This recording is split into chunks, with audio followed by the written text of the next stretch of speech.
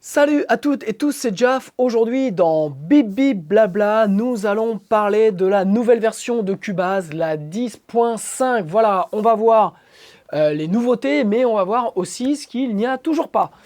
En attendant ce visionnage qui va être bien entendu passionnant, je vous invite à vous abonner à ma chaîne YouTube. Voilà, vous pouvez même cliquer sur la petite cloche de notification pour être informé à chaque fois que je sors une vidéo.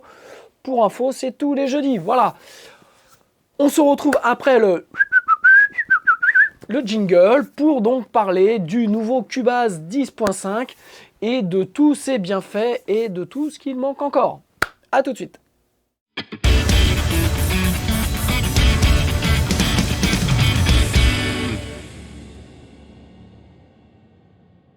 Ok, donc on va voir assez rapidement, enfin en tout cas je vais essayer de vous montrer un petit peu les nouvelles fonctions de Cubase 10.5.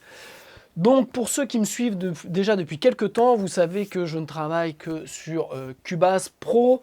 Donc on en est à la version 10.5. Moi je suis sur Cubase depuis la version 6. Et donc j'ai upgradé à chaque fois mon Cubase pour qu'il soit toujours à jour. Et 2 pour pouvoir bénéficier de toutes les nouveautés. Alors, il y en a qui ne le font pas. Moi, je vais vous dire pourquoi je le fais. Tout simplement, c'est parce que déjà, je passe mes journées sur Cubase, puisque c'est mon métier. Donc, j'aime bien avoir en fait un nouveau joujou. En plus, voilà, vous avez à chaque upgrade, donc là, on est passé à la 10.5. Donc, chaque année, il y a un upgrade. Donc, l'année dernière est sortie la version 10. Qui coûtait, je crois, la mise à jour par rapport à la précédente version qui coûtait aux alentours de 120 ou 150 euros. La version 10.5, donc l'upgrade, on va dire 0.5 à chaque fois, coûte aux alentours de 50 euros. Et donc, en fait, vous devez investir grosso modo tous les ans, en moyenne, 100 euros dans Cubase pour pouvoir avoir votre Cubase toujours, entre guillemets, à la pointe. Alors, moi, je le fais parce que, comme je vous l'ai dit, c'est mon métier. Je comprends si vous êtes amateur que vous ne le fassiez pas. Maintenant, il y a plusieurs versions de Cubase. Vous avez la version Element, qui est la version à moins de 100 euros. Donc, pour ceux vraiment qui veulent démarrer et qui veulent essayer Cubase ou qui veulent se lancer un peu dans la MAO, mais sans savoir vraiment si ça va devenir une passion co-caisse. Donc, vous pouvez acheter Cubase, donc Element, à moins de 100 euros. Vous avez la version Artist qui comporte déjà beaucoup plus de fonctionnalités. Moi, celle que je recommande pour ceux qui vraiment savent qu'ils vont travailler avec leur DAW, donc leur Digital Audio Workstation régulièrement. Donc c'est une version qui est faite vraiment pour les artistes avec tout un tas de fonctions qui sont amplement suffisantes dans le cadre de la production, dans le cadre du home studio et tout ça. Et vous avez la version pro où il y a absolument toutes les fonctions et là qui est vraiment bardée de plein de choses. Donc il s'adresse vraiment plus aux pros. Donc moi voilà, j'ai la version pro. Donc on va voir ensemble toutes les nouveautés qu'il y a dans ce Cubase 10 Pro, Pro 10.5, pardon. Donc en fait, bon voilà, je suis reparti sur un projet que j'ai utilisé dans un précédent Bibi Blabla. Alors le premier truc, c'est les couleurs. Ça paraît con, mais on passe quand même une grosse partie de notre temps à regarder Cubase. Et donc en fait, ils ont eu la bonne idée, donc je vais vous montrer ma mix console qui est là, de permettre un peu comme dans Pro Tools, d'avoir, et Studio One je crois aussi, d'avoir en fait les couleurs qui avant elles s'affichaient que là, que dans le bas ou que j'irais sur le côté. Mais là maintenant vous l'avez absolument sur toute la chaîne. Donc quand vous prenez par exemple la channel strip, vous avez quelque chose qui est un peu plus déjà coloré, vous avez quelque chose qui est un peu plus lisible, un peu plus visible. Vous voyez, si vous importez les plugins de la channel strip, voilà, vous avez quelque chose qui a un tout petit peu plus de gueule. Donc c'est un peu plus agréable, ça ne change pas là vraiment le monde, mais en tout cas ça permet d'avoir quelque chose de un peu plus lisible. Alors bon, je vais continuer, je vais remettre la fenêtre en bas. Le premier point, donc en même temps j'ai pris mes petites notes, le premier point qui est vraiment important, c'est l'import d'autres pistes. Alors, Pro Tools le faisait, je crois Studio One le faisait. Cubase, alors moi, je vais être franc, voilà, je suis Cubase depuis 15 ans maintenant. Je trouve qu'ils sont toujours un poil à la bourre par rapport aux copains en termes de fonctionnalité. Donc, on a toujours un peu l'impression qu'ils attendent de voir un peu ce que les autres sont un peu plus créatifs. Et donc, Cubase, à chaque fois, après, arrive un petit peu après. Voilà, c'est un petit peu mon bémol. Bah, ça ne m'empêche pas d'être fidèle. Mais voilà, je trouve que les autres le font. Donc la couleur, les autres l'avaient. Maintenant, Cubase l'a. Pour l'import de pistes, c'était assez compliqué. Donc Cubase, dès l'instant où vous vouliez aller rechercher une piste d'un ancien projet, moi ce que je faisais, c'est que j'ouvrais l'autre projet. Donc quand on avait un projet qui était en cours de mix avec beaucoup de plugins dessus, voilà, ça mettait du temps à s'ouvrir. Il fallait copier l'événement, voilà, le clip. Donc on faisait un copier-coller. Enfin bon, c'était un petit peu emmerdant pour ne pas le citer. Et donc maintenant, vous avez piste du projet qui est super simple. Voilà, il va lire. Donc j'ai sélectionné un projet. Il m'affiche toutes les pistes.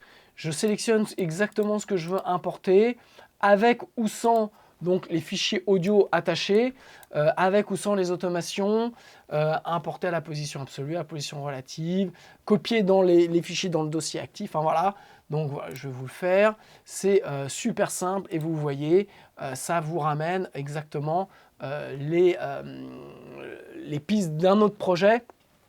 Avec aussi, alors là, bon, sur ce piste-là, j'avais pas de plugin, mais ça vous importe aussi, ce qui est super important, c'est les plugins.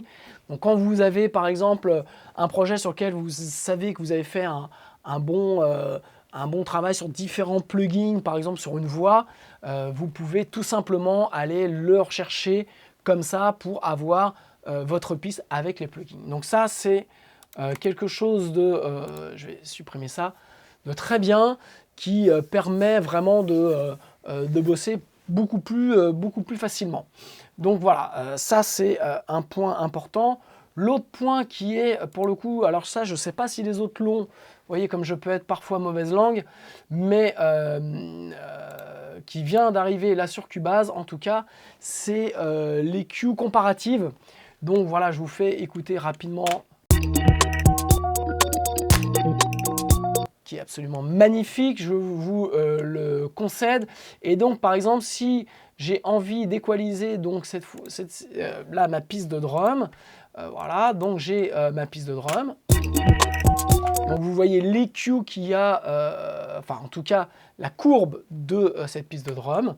Et vous pouvez maintenant l'équaliser et comparer par rapport à une autre piste. Alors par exemple, là on a sur cette piste-là, c'est quoi ?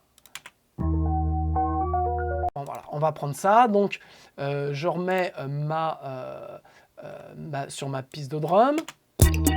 Et donc, je vais activer la comparaison des voix. Donc, j'active. Vous voyez, vous avez deux menus qui apparaissent. Donc là, c'est bien la piste drum que j'ai sélectionnée. Et par exemple, je vais sélectionner ici la loop A minor, voilà. Et donc si je mets en lecture, vous voyez, vous avez les deux EQ en surimpression, donc la bleue et la rouge. Et ça vous permet vraiment de comparer, mais surtout, ça vous permet, par exemple, si je fais une EQ sur la drum,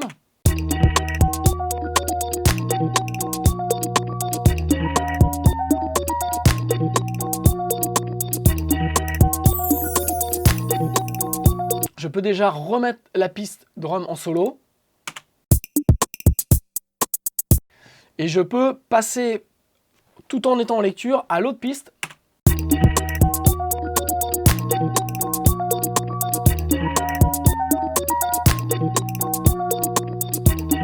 Et pareil, je peux la mettre en solo. Et j'ai toujours les deux pistes en comparaison, ce qui me permet de voir, par exemple, notamment sur un kick, donc un pied et une basse, de pouvoir vraiment régler les fréquences pour pas qu'elles se chevauchent et puis même créer de l'espace de l'une sur l'autre pour qu'elles soient bien en complémentarité. Donc ça, c'est super bien. Voilà, ça c'est une belle... Je ne sais pas si les autres le font. En tout cas, ça c'est vraiment un très bel outil pour bosser. Le seul point, j'irais, pour moi, le seul bémol, c'est que quand on met en lecture, on passe de l'une à l'autre, mais on n'a pas les deux. Et à un moment donné, on n'a pas les deux en surimpression pour vraiment voir comment les deux EQ se comportent. Donc voilà.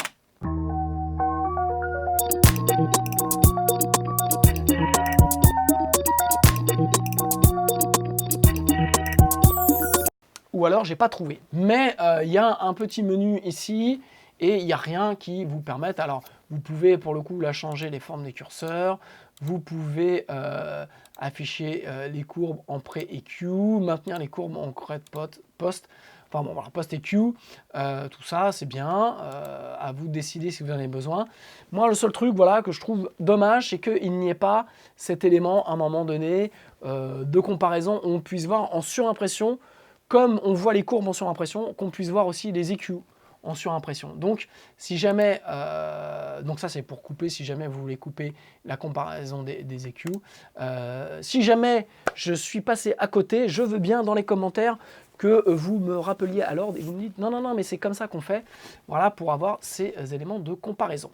Un truc qui est super bien, c'est depuis, je crois, la version 10, ils ont vraiment amélioré le lecteur vidéo dans le cadre où vous importiez des vidéos et vous vouliez travailler sur des vidéos.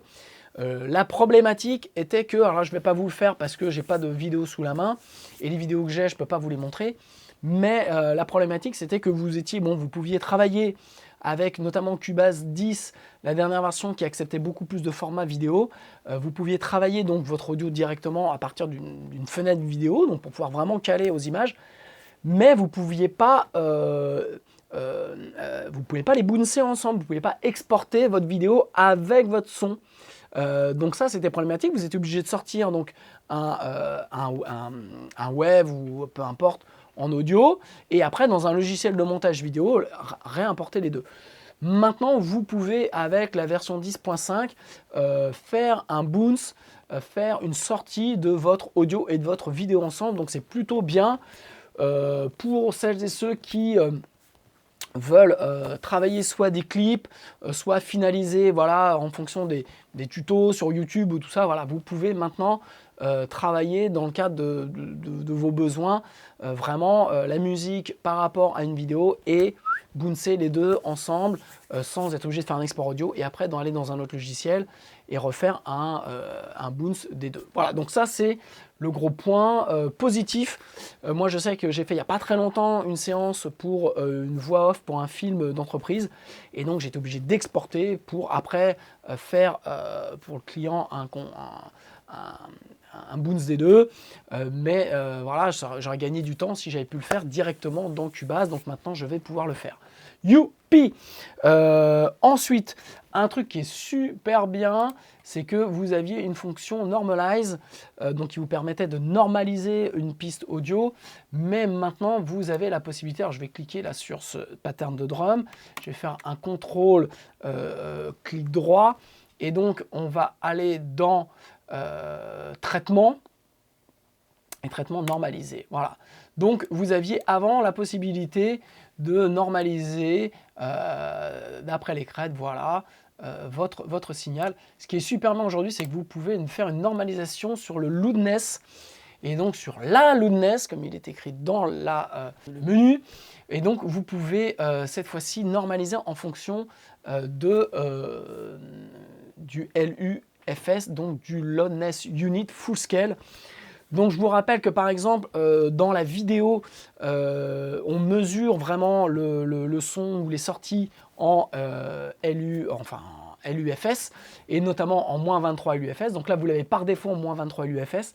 Donc ça vous permet de pouvoir normaliser vos pistes, vos mix par rapport à des besoins. Si vous voulez les mettre par exemple sur Spotify où vous savez que la normalisation est de moins 14 LUFS, vous pouvez comme ça le mettre directement en moins 14, en moins 23. Donc par exemple si je fais ça, là je le mets en moins 23 et toc, vous voyez mon signal c'est quand même à changer pas mal puisque hop, voilà, on va aller voir, puisque c'est le même hein, et donc là si je le mets en solo, normalisé à -23, donc en sortie vidéo, il est là.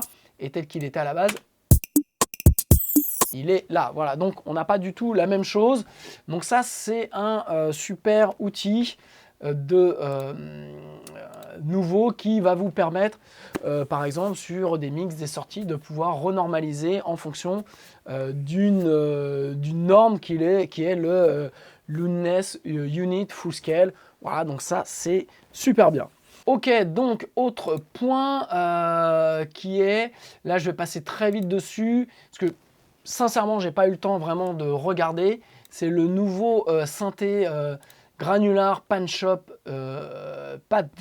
2 qui, moi j'ai déjà utilisé pour faire plein d'arrangements, qui est vraiment super bien. Voilà, je vous ai écrit une mélodie absolument magnifique ici, donc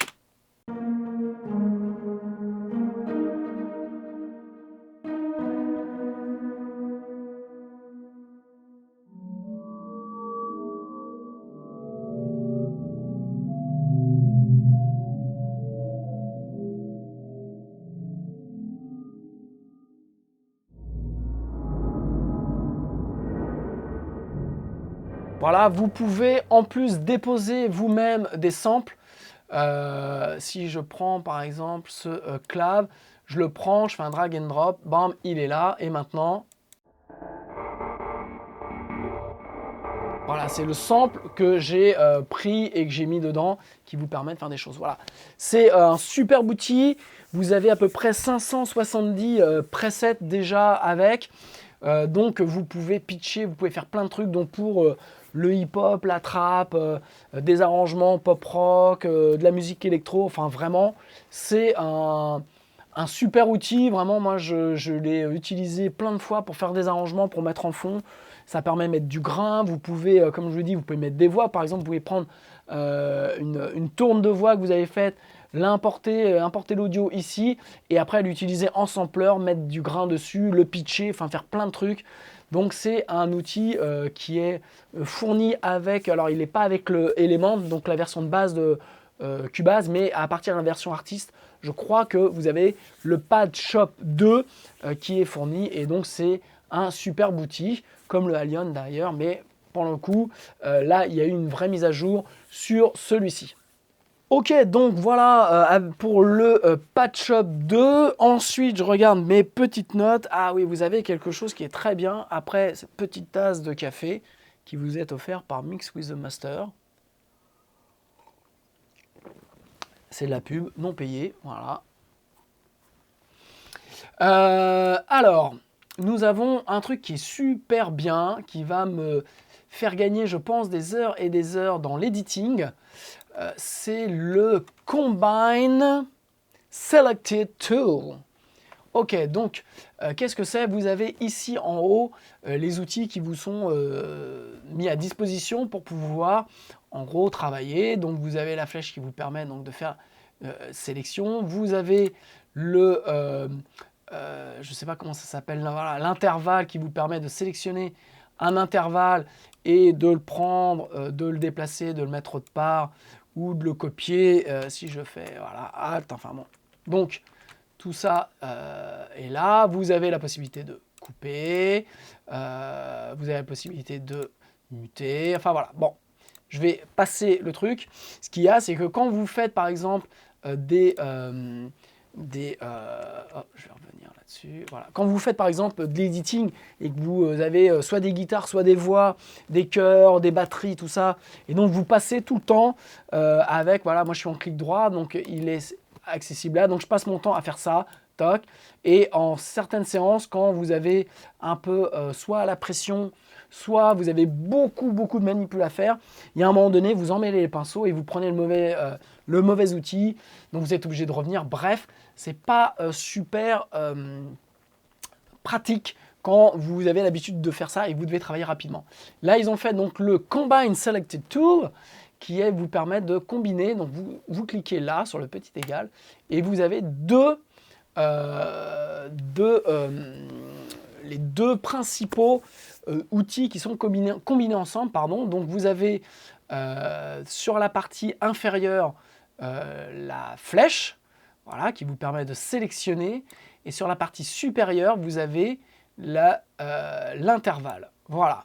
Donc, ça vous permet, sans passer par le clic droit et sans galérer, ça vous permet donc de pouvoir... je vais revenir là-dessus. Ça vous permet en fait d'aller beaucoup plus vite.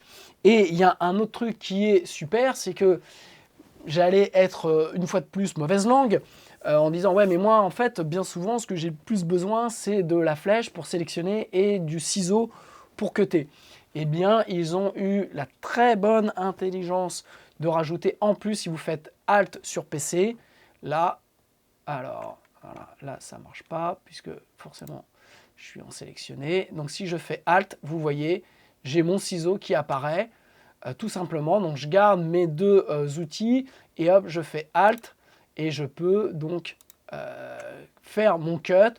Je peux en haut resélectionner quelque chose, et par exemple, faire un cutter, un copier.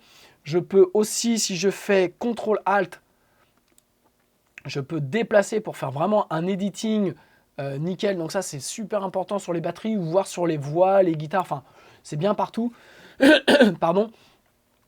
Donc voilà, en fait, maintenant, en sélectionnant et en ayant ces deux outils, vous pouvez combiner le troisième avec le ciseau, et aussi en faisant CTRL-ALT, vous pouvez sélectionner pour pouvoir déplacer et faire du...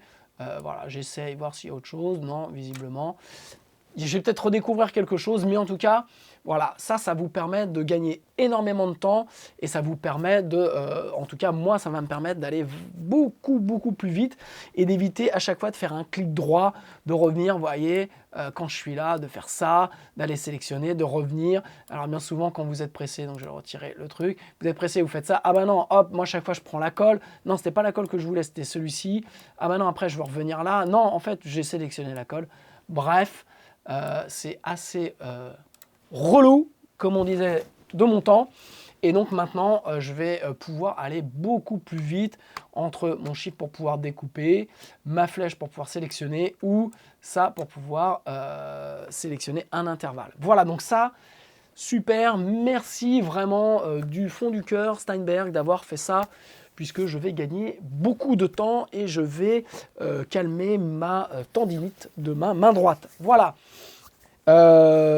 Autre chose, bien souvent dans toutes les mises à jour, il y a toujours des nouveautés en termes de plugins. Là, ils ont fait un super plugin. Donc, je vais prendre par exemple cette tourne là de clave. Ok, donc on va aller dans l'insert, et donc ils ont sorti un nouveau plugin qui est un plugin de delay et qui s'appelle le Multitap Delay. Alors ce plugin est juste fantastique. Je pense qu'il va enterrer plein de plugins de delay que j'ai. Je l'ai mis moi récemment sur un mix le jour où j'ai upgradé donc, mon Cubase. Je l'ai mis tout de suite sur un mix en insert sur une voix, et j'ai eu un effet que je cherchais depuis longtemps, où je galérais un peu pour le faire. Là, je l'ai fait en 2-2. Vous avez donc énormément déjà je prends un effet. Vous avez énormément de presets, et vous avez en fait la possibilité, je vais essayer de m'exprimer, de pouvoir régler vos delays. Alors soit de le régler en tape rythmique, donc vous activez, là je l'ai mis sur la grille, donc je choisis un peu quel type de grille je souhaite, soit je peux le mettre en tape rythmique, donc c'est moi qui vais choisir. On peut le quantiser, vous voyez, on peut le mettre en random, donc je vais le rappeler tel qu'il était, toc. Voilà, et donc si je le mets, par exemple, on va écouter.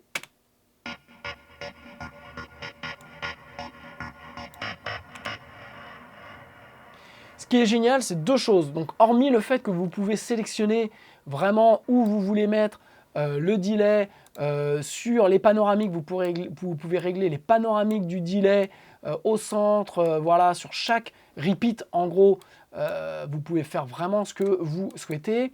Vous pouvez régler aussi les niveaux des delays, des repeats. Ça, c'est génial. Vous avez ce qu'on appelle un ducker, et ça, c'est mortel. Le ducker, en gros, va faire comme un noise gate, c'est-à-dire que quand vous avez votre signal principal qui est là, vous allez peu entendre le delay, et dès l'instant où le signal principal arrête, vous avez le delay qui va apparaître beaucoup plus fort. Donc notamment sur les voix, ça vous permet de vraiment créer des effets de delay qui sont superbes pour éviter quand la voix est présente et éviter d'avoir vraiment un delay qui vient mettre un peu le bordel dans votre mix. Le ducker vous permet en fait d'atténuer le delay, et dès l'instant où la voix s'arrête, vous avez le delay qui prend de la place. Et ça permet de faire des effets de fou. Donc ça, vous avez ça qui est super bien. Et vous avez ensuite la possibilité dans la loop, dans le tap et dans le post-effect de mettre des plugins. Voilà, donc là, vous pouvez ajouter, vous voyez, j'ai un filtre sur mon delay. J'ai un deuxième delay qui vient. Si je veux ajouter un beat crusher, je peux mettre un beat crusher. Voilà, donc on va mettre un beat crusher un peu pourri, on va regarder ce que ça donne.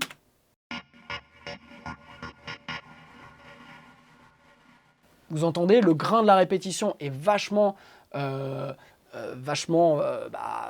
crusher, quoi, on va dire, avec le beat crusher.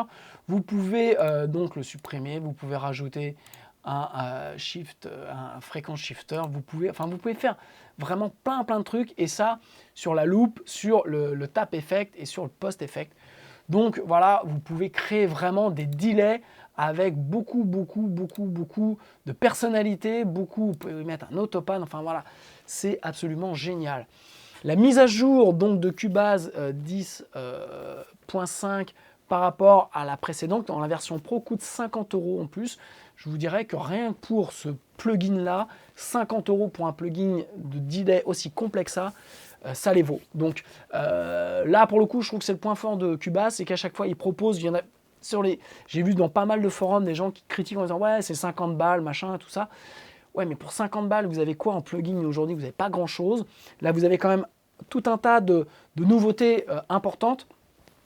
Et Cubase fait en sorte à chaque fois de vous mettre au moins un ou deux plugins nouveaux qui valent les 50 balles demandées.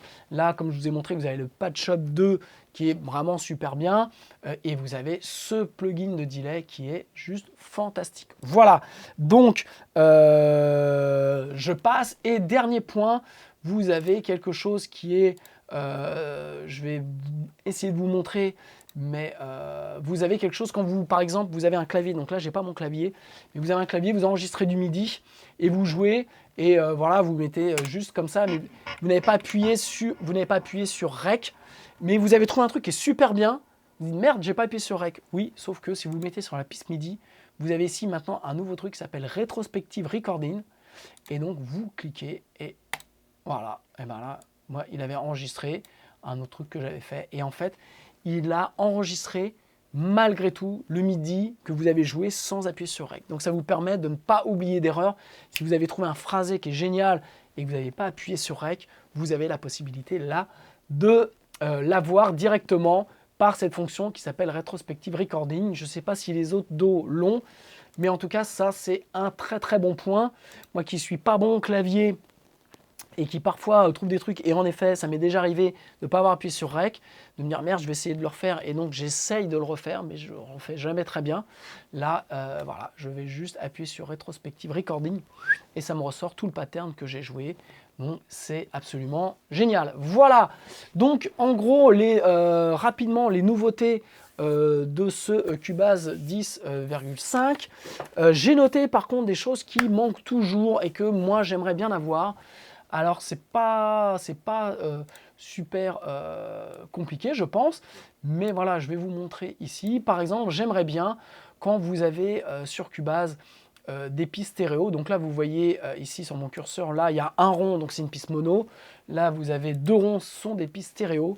J'aimerais bien pouvoir, par exemple, une piste mono, pouvoir cliquer sur quelque chose et la rendre en stéréo, sans être obligé de recréer une piste stéréo, de réimporter l'audio que j'ai dessus pour faire, vous voyez, par exemple celle-là, c'est celle-là qui est en mono. Donc en fait, ce que je fais, c'est que je fais ça, j'ouvre une piste stéréo, voilà, j'ai ma piste stéréo et après je copie mon truc dessus. Voilà, donc c'est long, c'est chiant et j'aimerais pouvoir passer comme ça d'un simple clic de mono à stéréo parce que si à un moment donné, voilà, j'ai mon signal qui est mono mais que j'ai envie de passer dans un delay stéréo pour faire un effet de ping-pong, voilà, j'aimerais pouvoir le faire directement sans être obligé de recréer une piste. Voilà, donc ça c'est le premier point. Le deuxième point, j'aimerais bien que quand je fais des exports de mix, où j'ai plein de plugins, où voilà, j'ai des trucs assez longs, donc un morceau qui va dire, on va dire, fait 3 minutes.